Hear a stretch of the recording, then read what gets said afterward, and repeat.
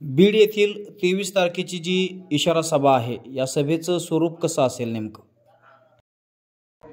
गरीब मराठा समाजाच्या ज्या इतक्या वर्ष हाल अपेक्षा झाल्या, जी त्यांची धग होती, जी त्यांनी आरक्षण वाचून शिक्षण असेल, सामाजिक जीवनात ज्या ज्या अनंत अडचणी सोसल्या आहेत, नोकरीत सोसल्या आहेत, ते कुठेतरी आरक्षण कुणबीतून मिळणार यासाठी ही इशारा सभा आहे।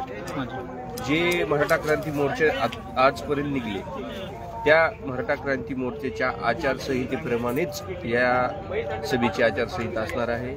सगळ्यांनी शांततेत यायचंय, शांततेत जायचंय आणि सोबत येताना आपल्या अल्पाहाराची घेऊन यायचंय, कारण सभेला कधी उशीर तर होणार नाही। जर काही आलंच तर आपापल्या सोयीप्रमाणे इथं सभा होणार आहे। आम्हाला अंदाजित अपेक्षित असं होतं की सभेला 10 लाख लोक येतील, पण आजचं जे वातावरण पाहतोय तर हे ग्राउंड कमी पडणार आहे।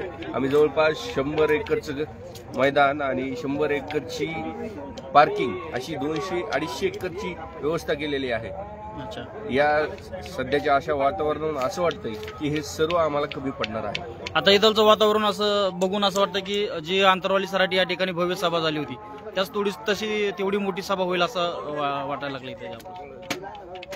त्या सभेची आणि ह्या सभेची आम्हाला तुलना करायची नाही आणि थोडीच तोड असं उत्तर द्यायचं नाहीये, पण असं म्हणायचंय की प्रश्न गंभीर असल्यामुळे आणि येणाऱ्या सरकारला जो इशारा द्यायचा आहे तो ऐकण्यासाठी महाराष्ट्रातून आणि जिल्ह्यातून घराघरातून सहकुटुंब इथं मराठा समाज येणार आहे।